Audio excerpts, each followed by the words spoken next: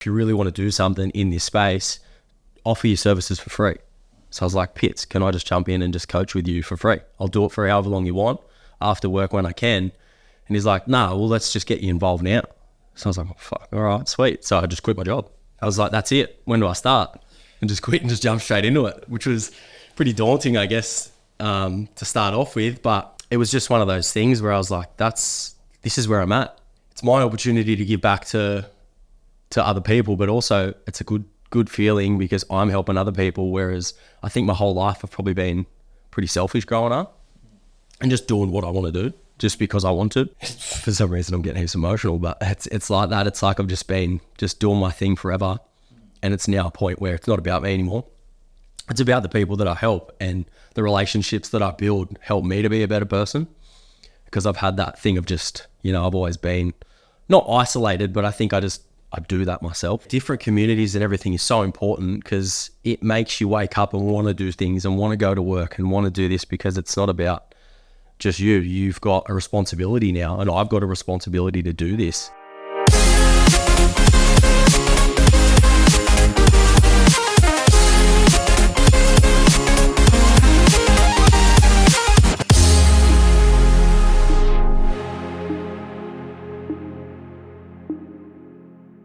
We happy? Let's do it. Yeah, let's Briggsy. Jaden. Episode 19. Oh my God, and what a special one it is. Because we flicked Donnie, got rid of him. Yeah, well, We've upgraded. we kind of worked out, there's been a couple episodes now where we've worked out that he's not good looking enough. Yeah, the ratings have dropped. They have. People not watching anymore, so we thought, why not bring in, look at him, he already knows, the best looking bloke in the fitness industry. Fuck, I feel bad to Gary because we said that to you. You always got a one up. Always got a one up. The big dog, welcome. Pleasure to be here. Mate. Pleasure to be here. The pleasure is ours. Yeah, the pleasure is ours. What a vibe. I feel it. I feel it already. And I'm excited for everything that we're doing moving forward, because Adam's joined us at the Hybrid HQ now, which is awesome. Still operating his own business from our space, but just being a part of the team and the community and everything we're doing there. And mate, we're pumped. Yeah, I hope you're pumped. Oh, man, I've been more than pumped. I've been pumped. I've been sleeping well. I've been eating well. Just been nervous every day, turn up. It's supposed to be a supportive environment. Well, I've got to live up to the standard of the best looking dude here now. So I've got to keep getting my hair cut every couple of days. Yeah, so the wrap up from that is Donnie's been dropped from the podcast. Apologies, Donnie. That's right, he got through 18. 18 episodes is good. It is. We do send our love to Jaden though. He's very, very crook at the moment. Condolences. Still drive by me when he's sick.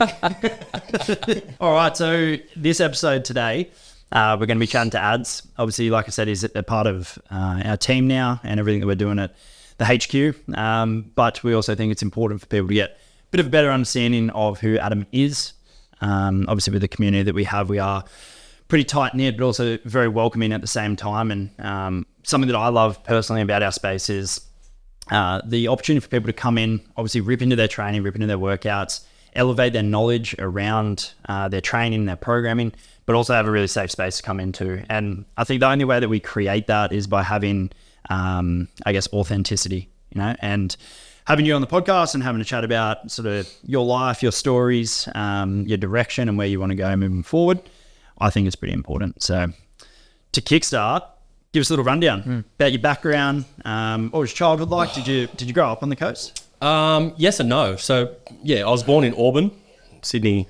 Yeah, a bit more of that Western Sydney lifestyle until I was probably 4 or 5. And then, I think Mum decided that it probably wasn't the best place to grow up. I think my life would be a little bit different if I was down there with the Western Sydney Brotherhood at the moment. But we're up here, I think, from about 4 years onwards, and then sort of went to school here, primary school, high school, moved back down there when I was about 21, spent 5 years in, Balmain, Bondi, doing all the party scene, DJ and things like that, which was epic. But moved back here, had 2 little girls, which changed life again. Another sort of stage of my life, which we are here now. But I think I'm here to stay. I do love it up here. There's pros and cons to it all the time. I think growing up here, you're always like, fuck this place, there's not much to do, this and that. But then once you come back, there's things, and I think as you grow older, you understand and appreciate the things that you do have, because when you go, they're completely different. But coming back, I think that's kind of what you need. But yeah, brought up here, kind of just me and my mum for a while, and then sort of stepdad come along. He's been around for ages, and basically he's like my dad now. But upbringing was pretty good. I think to a certain degree, mum gave me everything that she could, even while she was studying to be a nurse, like did the whole process. I think registered nurse, enrolled nurse, like did however long that takes to get to that, but always doing things. And I appreciate that a lot more now. And I think that's why kind of almost brings me, which we'll probably touch on later, but brings me to the reason I am the way I am now as well, because bringing up basically by a single mum kind of gives me that feminine touch, I guess, in a way, but also having, without saying that I didn't have a male mentor, kind of just doing that myself and figuring out what it is. And so that's probably why I've got a bit of that rough around the edges side, but also have that side of caring, nurturing and loving at the same time as well. And what a combo to have to now be in the space that you're in. That's it. Yeah, exactly. I'm not talking about our gym, I'm talking about the fitness space. And I think 100%. that balance is so important to be able to connect and resonate with like a range of people. Yeah. Yeah. What about you touched on the DJing side of things. Wow, that was mad. Yeah, when did you get into that? Mad. And sort of how long was it for? I think I was still doing construction, so it was just kind of like a hobby thing. And I was just like, you know what? Playing with friends, just mucking around just on sort of like weekends and that. I was like, I guess I'm going to buy my own decks, because the only way to get better at something is just to practice. So I just bought a set of decks, had them. I was in it would have been maybe this big was my apartment in Balmain, small as, and literally a little desk, probably that big, set up, decks there every day. I'd go to work, come home, play. Go to work, come home, play. And I started getting okay. And then I've had a few mates that did it as their job. Like a lot of them did it almost semi full time. And then, just started kind of joining in with them. We started a crew and started like conspiracy crew, which was mad. There was like 6 or 7 of us. But obviously, things start to go from Friday. Next thing it's Sunday. You've had no sleep. You've had no food. And you've just taken whatever you've taken. And comes to Monday and you've got to go back to work again. I was like, that's only sustainable for so long. So I did it for like 3 years, I think. And that's why I look 40 sometimes. And sometimes I look 30. Sometimes I look 40. Every day is different. But it was such a good thing. Like I went to Fiji, DJ'd over there at Your Paradise with like Fisher and Patrick Topping and all that. It was sick. Yeah, I remember that. Lost Paradise, I closed on day 1 actually. It was the biggest set I played. Almost one of the last sets I played, I think. Closed our own stage on the last year that we had at Lost Paradise. There was like, I think Panawa played down on the main stage, and then that closed, and I had from like 1 a.m. till 3 a.m. So everyone just come up, and 3,000 people, and I was just cooked trying to play, and I'd looking down like everything's good, and I'd look up and go fuck, and look back down straight away, freaking out. So many people, Everyone just duplicated. it was hectic. There was people everywhere as far as I could see. It was the best thing ever. But I think it just got to a point where I was like, what do I want to do moving forward? I can't do this forever. Like flogged every week. So And you're working construction at the time? Yeah. Which then it's sort of cutting back to the construction sort of thing. I just found that DJing was a lot and partying and things. And I actually started CrossFit in the middle of all this. Oh, right. And that's how this all started. I just started CrossFit thinking like, nah, no way. I'll never do that. What a cult. And then just kind of started doing more CrossFit, less DJing, started going into that. And I think it just all snowballed into one. And I was like, this is actually what I love doing. So I think I remember my first ever coach was like, oh, what do you want to do? And then after like 2 or 3 months, I'm like, how do you compete in CrossFit? I was like, how do you do this? I was like, I feel like I'm pretty good. So I started doing that. And then the next thing I knew, I was like, I want to own a gym in 2 years. I'm like, what the fuck? Where'd that come from? Just came out, and I'd never had goals to be in a fitness industry or anything like that. It just happened. And I was like, sweet, I want to own a gym. 2 years later, I did. And, like even just doing this PT thing along the way, just turned into one big thing. But I feel like, circling back to the DJ thing, the social aspect of that also gave me the tools now to be able to basically talk to anyone and everyone, because it's kind of the nature of the whole thing. I love that little tangent you went on just there, because I think it's going to paint a good picture as we progress through this. But I want to strip it back a little bit. So take me DJing, construction, you were trying to balance those two at the same time. During that period, you then got an opportunity to start training CrossFit. That wasn't coaching at the time. That was just straight training. Yeah. Was there a point where you were like, the lifestyle that I'm leading probably isn't sustainable, and I want to, move into my training or the fitness space and try and take that more seriously? Because you briefly touched on it there, but was there any big battles during that period where you were like, I need to change things up? Yeah, there was. And like, I think, well, let's not beat around the bush. Drugs and mental health go hand in hand. And I think there was a lot of time where that takes a lot of strain. And when I've had grown up a lot of other things and a lot of other, I guess, milestones in my life that have probably had not a stable, I guess, mental health as I want, that then kind of came into play again. And I felt like I was just revisiting the same thing, the same routine of partying every weekend, no sleep, going back to work. And then I was like, I need to start doing something, because I stopped playing football as well. So that was like, I had no team. I was just me. We'd DJ, we'd party, we'd go home. Like, you just do your own thing. But I think once I started training, it was like, oh, there's a bit of a community here again. It's a bit of a team sport. As much as you do your individual training, everyone's around each other. I'm like, well, this feels pretty good. And I think that's where I was like, all right, this is going to be an avenue for me to sort of pursue a little bit more of a training thing, get better in a way of health and just feel better, rather than just get a little bit of a fix because all the attention's on me while I'm DJing for an hour. And yeah, I'm flying because it's all fun, but then that just ends pretty quick. Yeah. So I think, and it's like, what are you sitting with? that's it. And there's no goals to that. Yeah. It's like, oh, where do you want to go? Like, you just go out the next weekend, do the same thing. Whereas in, I guess, fitness for me, even as a whole, it's like, it's something that's measurable. Like, it's always, you want to get better. Let's get better. Let's just think of what you can do to be like that and do these things. And I feel like that's what led me to, jumping more so into the fitness thing than anything else, is, more so helping myself out, but then, trying to do the same thing for other people as well, which then leads me to where I am right now, sitting here with you guys. But it's crazy how many people have been through like similar stories of like, whether it's poor mental health or, for me, it's partying as well. And how many people have then made the flip and utilized fitness in like, obviously the way that it should be utilized to change the course of their life or the direction of their life, and ultimately like want to be a better person or get more out of what they're doing whilst they're here, right? So went through that, and then found the CrossFit space, which you're totally right, man. Like I've actually never done CrossFit per se, but I understand the community in that arena is like so good. Yes. And like people lifting each other up all the time, which I love. And I spoke about it yesterday on my story. Like, I think health and fitness should be that. Like, it should be people getting around each other and like wanting to have a crack together and being supportive.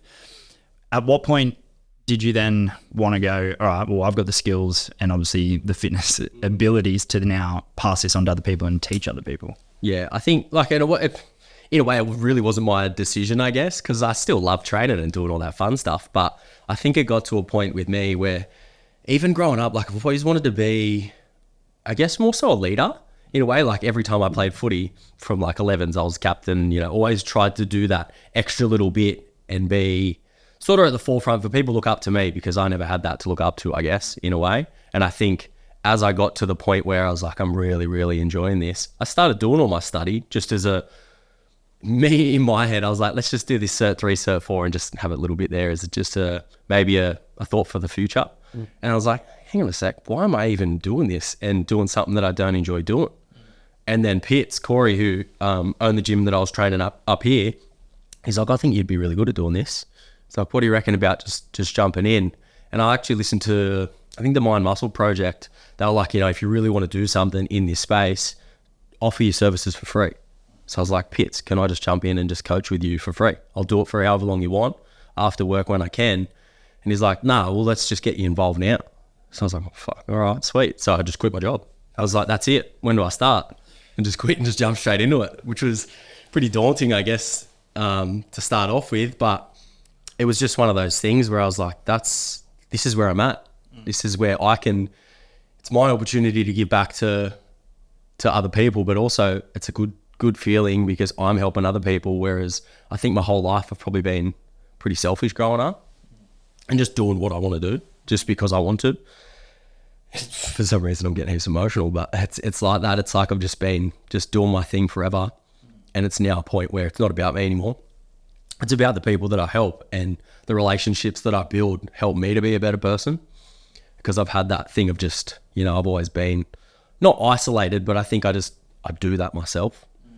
And I feel like just having a sense of purpose in not just the fitness realm, but just, different communities and everything is so important, because it makes you wake up and want to do things and want to go to work and want to do this, because it's not about just you. You've got a responsibility now, and I've got a responsibility to do this and not only be a good role model, but like I've got 2 kids as well, you know, I've got to be a good role model for them, but I want them to see what I do for other people. And then they're like, I want to be like that, you know, rather than what I could have been, like drugs, alcohol, jail. Like that's not something that you want to sort of have your kids look up to. Well, that's not what I want to look up to. I don't know about you guys, but that's me. I think that's a great message. But like, so I know you've touched on heaps, but we'll go back a little bit on to that construction. Like, how long were you doing construction for?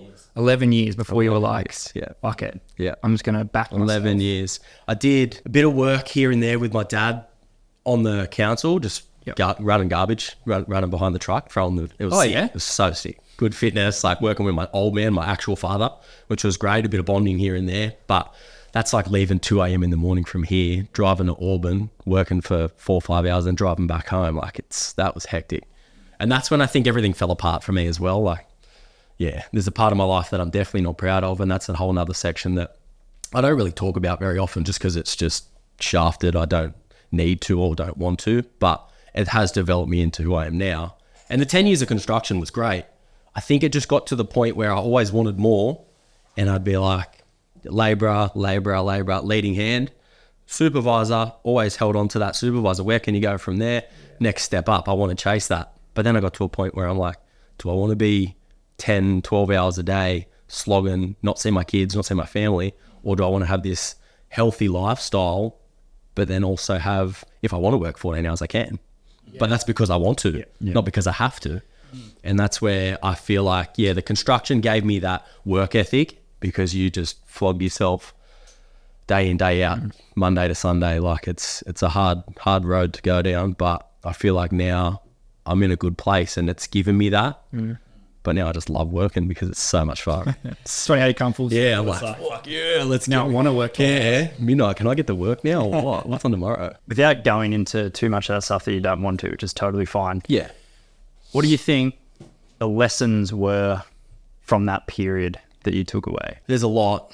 And I do think about this sometimes. I think it's more so about what people, this is probably my personal thing. It's like what people perceive me as and the role model as well. And to be honest, there's literally a pivotal moment in my whole life was like, without going into it, like just got out of jail, sitting myself. I didn't go for long, by the way. Thinking to myself, what do I want? When people ask my sister, like, what's your brother do? That's my brother. What does your brother do? I don't want to be like that. Oh, my brother's in jail. My brother's drugs. My brother's dead.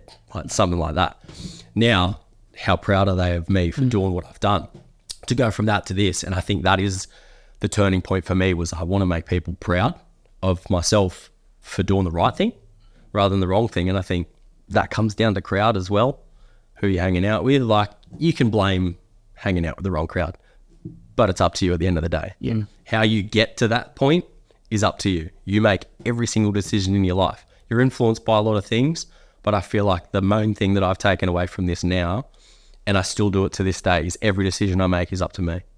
No matter what anyone else says, they can tell you whatever they want, dangle a carrot, give you $1 million, whatever. You still got to say yes or no. Fuck, it's such a good lesson, bro. It is, because so many people want to play victim and say, old mate, put me in that position or yada yada, but like, you take agency over your life at the end of the day. And I think it's a weak mindset to continue to blame other people for that's it. situations that you've got yourself in. Yeah. And I'm talking from my experience there as well. Yeah. So always point the finger, and it's like, when you're going to have like fucking look at yourself and just go, That's exactly right. I need to make the change here. No one else can make it for you. 100%. I could be like, here, have this. And you could be like, oh yeah, sweet. Or you can just feel like, nah, I don't feel like it. Yeah. And it is such a hard thing to do because you're in the moment and everything's fun and all that. Don't get me wrong, it's fun. Like, I enjoy it, but there's a certain degree to what you can and can't do and what's right and what's wrong. Yeah, 100%, man. So is that where you noticed that want for more was like when you started to take like onus of your actions? Yeah. Like that, that was a massive changing point of being like, it's not that I don't care. Yeah. It's that like, it's kind of just like, this is me. No matter what, if I make a bad decision, fucking or whatever, I just did it. I did it. I own it. I take ownership to everything that I do, whether it's right or wrong. And if it's a good thing, I'm like, yeah, sweet. Just as much as if it's a bad thing, I'm like, yeah, sweet. I'm always trying to, I think I'm a perfectionist with a lot of things, and it's also like that with emotions too. I'm like, oh, you feel a certain way or whatever. Let's just deal with it as it is and deal with it as it is and just kind of try and figure out something, how to fix it now, rather than trying to let it escalate to a certain point. And I feel like it's super relevant to everyone too, is trying to, get to a point where there's a solution to almost anything. You just got to figure out then and there what it is. They'll want to look for it too. Yeah, that's exactly right. Because there's so many times that you're like, oh, this is fun. I don't really want to do it. Yeah. Or I don't really want to stop. Yeah. Oh, no, I'll stop next week, and you're doing the same thing. Yeah, you feel it's good the by right thing to do. Yeah. But you're like, oh, give it one more go. Yeah. Oh, next week I'll start. Yeah. Next week I'll stop. It's always like that. And I just feel like that now. You can't wait. It's like people, that, I'll start on Monday. Yeah. It's fucking Saturday. Start today. Whatever. Doesn't matter. Like the guts to face it. Yeah. Yeah. With certain things, it's easier to start on a Monday. But other things, maybe not. Where you touched on before, other than bringing you into this world, where did your mum come into all of this, and what has she taught you? It sounds like she was the predominant parent that was growing up. She's done and still does a lot for, I guess it's mainly me and my sister. My brother's 18, so there's a big gap between, I'm 31, so there's a big gap between us. But even just little things like dropping us off before school to this gross as, and my sister will laugh at this, gross as like before school care, like 6 a.m. because she had to go to work, things like that. And it's just like, now I look back and we laugh and tease her so much for doing that. Just like, man, that was fucking shit. But also just the appreciation of that now too, it makes me being like, this is how I'm going to be as a father as well. But also as a person, like you just put your own self, I guess, in a position, like I put myself in her position, I'd do the same thing, and she's just done everything she can for us.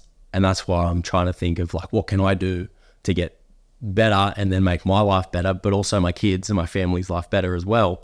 You just got to sacrifice what you got to sacrifice, and just giving things away that I feel like probably in the past I would never have done, just being selfish. Like I said, most of my life's been about me. It's just full shift has changed now, and it's just about my girls. That's the main thing. And just that's something that my mum's given me is just that compassion, I think, and being really caring for everyone. And she works in the cancer care unit, so that's something else that I've taken from her, is the emotional sides of things. Yes, there's a time and a place for them, and I think just treating everyone as if, everyone as if you want to be treated, because you never know when it's going to be their last day. That's the main thing that she said to me once before. She's like, I go there someday, come back the next day, they're not there. Like, you got to think about what would happen if that would be you. And I think about that every day. I'm like, no way. Like, that is hectic. It's a good perspective to have, man. Yeah. Appreciate everything. That's pretty much the way she says things to me, is just appreciate everything that you got.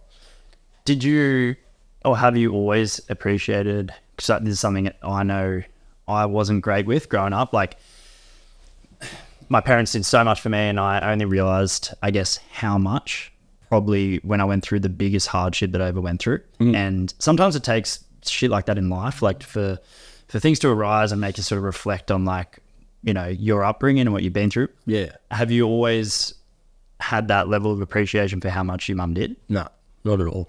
Not at all. And it's hard to even think about it too, because it's only been probably over the last maybe 3 to 5 years that I've actually thought about it. Probably since I've had kids too. It's kind of like a newfound appreciation. People say when you have kids, it changes your life. Yeah, it does. It took me like a year to figure it out, but because it's like, what do you do with this thing? Yeah. But then now the more I get along, the more appreciation I have for my mum. Well, I have my parents just in general, but especially my mum, because I think growing up, you just don't think about it because you're not in that position. But the more you do think about it, and then there's little things you'll pick up on. And I pick up on so much more now that I'm getting older and gradually appreciate more as I mature. I just think, and I wish that I did more. Yeah. Which can't do anything about it now, then appreciate now. And that's the thing. Like, invited her to dinner last Friday. We just went out and just had dinner. And my dad was there too, but we just went and had dinner because I want to show mum that, like, I do care. I want to hang out. Yeah. I want to train a program for my mum. Like, it's fun. It's just little things that I can do to repay anything that she's done for me, I'll try. Fuck, I agree with that so much, and I just know that I don't do that enough. Yeah, I don't think anyone does. No. I mean, yeah, if you do, great, let me know, because, yeah, I just don't think anyone appreciates anyone as much as what they should. And I saw something the other day about just telling your mates you love them, you know, just things like that. Because I know it's a simple thing, but it is. It's something that needs to be done. And it makes you feel better saying that. You can't tell me that you tell your mate that you love them and you're like, oh, that feels shit. You're not going to do that. Like, Shit wine. Yeah. Like fucking I love you. No, I don't. through the teeth. But it is. It's an appreciation thing for, yeah, obviously people that, yeah, my example, my mum raising me, but also everyone around you that is trying to make you better. I think once you understand and realise that you appreciate them as much as they appreciate you, then that's just when everyone starts rolling through and supporting each other even more. Yeah, I love that so much. So you would. You briefly touched on as soon as you sort of given our free sessions at the gym. Let's run us through your fitness journey from then Yeah, to actually, where we yeah. are now. And these are things that I forget about so much, eh? 4 a.m. I used to get up every Tuesday, Friday, I think it was, 4 a.m. to Toowoomba car park, meet me there. We punch on? No, not really. What are you scrapping on? Nah, to Toowoomba car park, and I had like maybe two OGs that turn up. Matt, who lived across the road from me, and Jack Alexander, another good friend, used to just turn up, rain, hail, shine, fucking 10 to 5, whatever it was. There'd be 2 of us training. And I did that for like a good 3 months, 4 months, and I was like, this is hectic that you're still turning up for me. Didn't care, like the money sides of things, whatever. The gym was great because I just cut ties with Civil. I was like, I need to go all in, otherwise I won't do it. And that's kind of how I am with everything, just all or nothing. I love that though. Yeah, and it got to a point where like I'd have all the gear running out the back of the car thinking, do I need a permit for this shit? And I'm like, 4 a.m, no one's going to be here. I was going to say yes is the answer to that time. Yeah. No, he had one, if anyone's... Yeah, I did, actually. I did. And it was I signed the waiver. Shelley Beach. Yeah. Yeah. There was actually no one there, no liability at all. But no, they rain, hell, shine, turn up, and then sometimes I'd have one there, and then I'd turn up with them. Like, you know, the hustle was there, and I think as I progressed further and further, Corey gave me more opportunity in the gym, and then I found my love for just coaching and developing my own skills, I think. I did a few PTs, and I think that's when I met Holly, which I still train Holly. I had trained her Holly I this met morning. the other day. Yeah. I've trained her for almost 3 years now. It's crazy. I trained her for 3 years. All my clients I've had for like 3 years plus. Because I feel like that's what I pride myself on too, is not just a PT, just a relationship. Like it's a friendship. And that's, went from the outdoor sessions to a little bit of PT with Holly at like the AFL field because we were still in COVID. So I just met her for the first time ever. Just did that. Bit of driveway training during COVID. But I think after that is when I was like, that's it. This is the career I'm going down. Went back to the gym. We were there for, I'm going to say 6 months or so. And then Corey actually asked me to, like, what do you think about coming on as a partner? I was like, oh, yeah, right. I've never really thought about owning a gym before.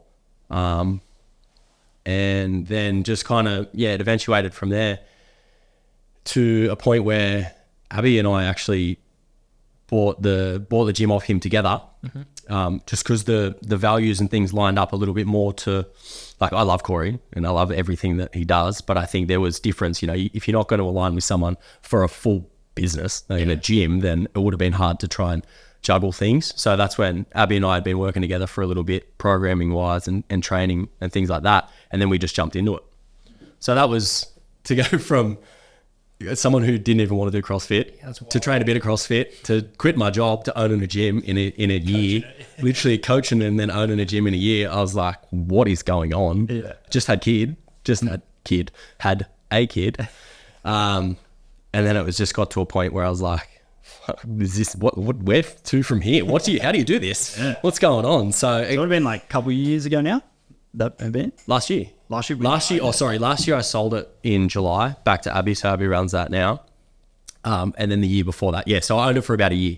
And then it got to a point where I was like, you know, I got a family and things, so I can only give so much as well. And, you know, Abs is 24 and 25 and moving forward with everything, and she's really good at what she does. And I think that's when it comes down to a point of me self-pride and just going, I know what I can do.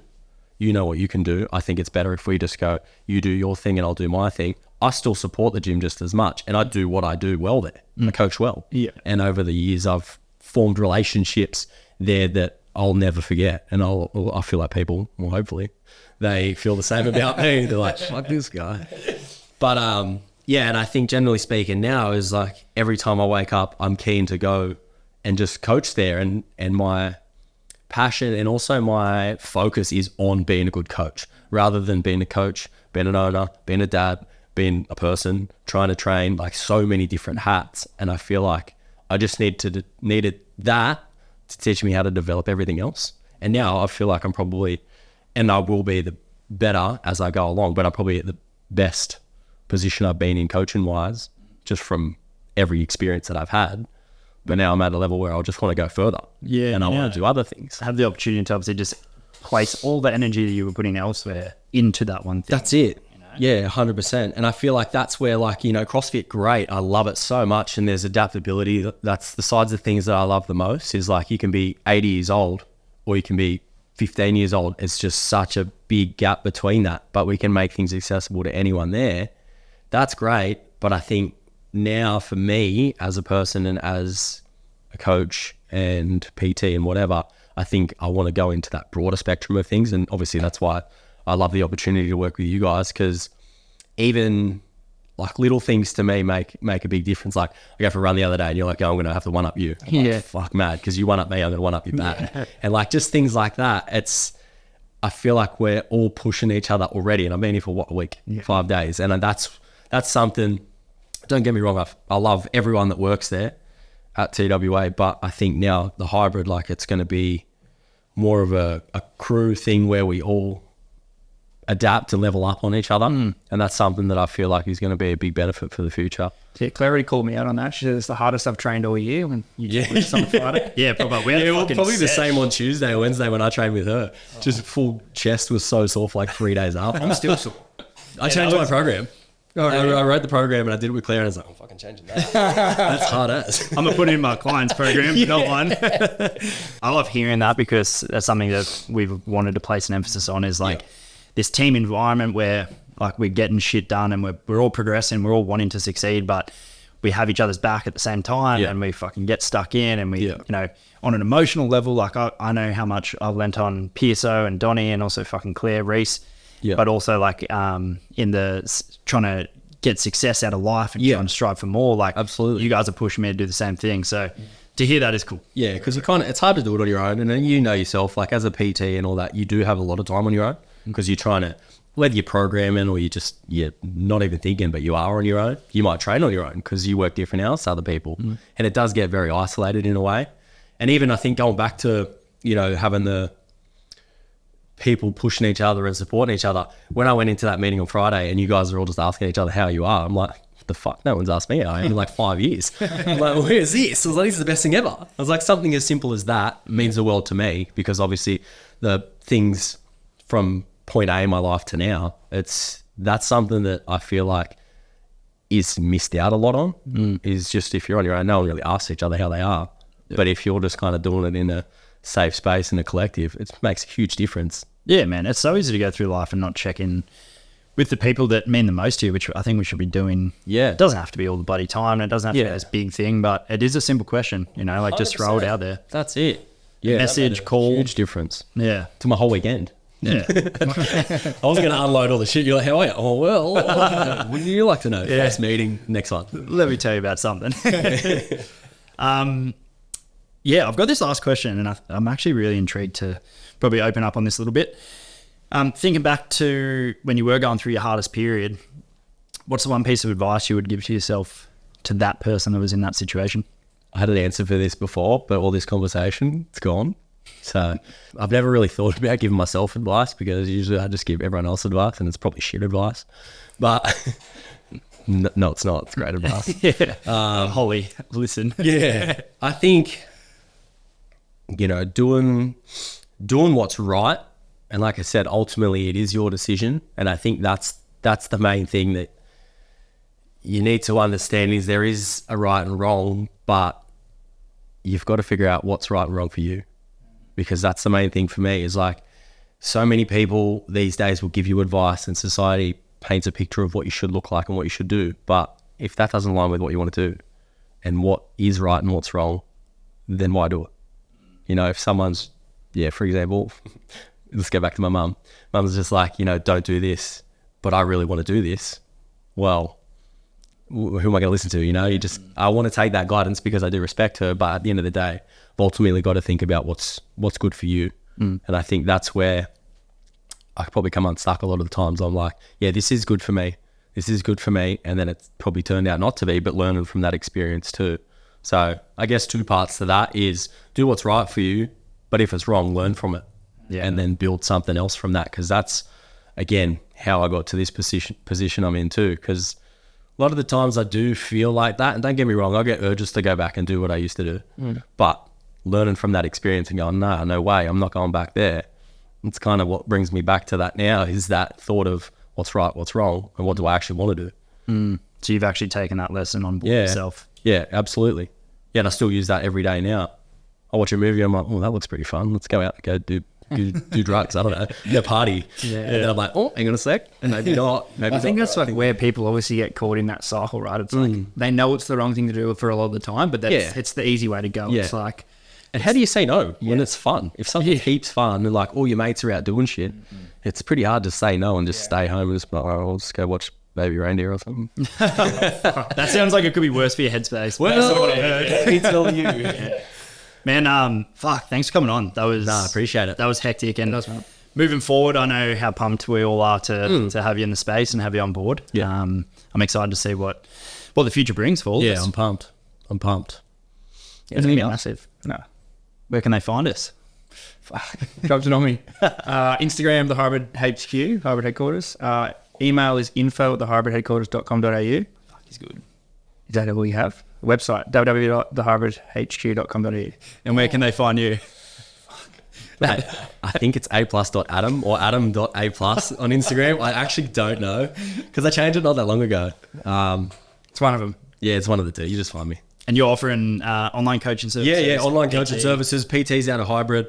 Yeah, I can do basically anything. You name it, I've done it too. So Love that. yeah, let's get into it. Versatility. That's it. All right, boys. We'll catch you on the next potty. Sweet. See ya.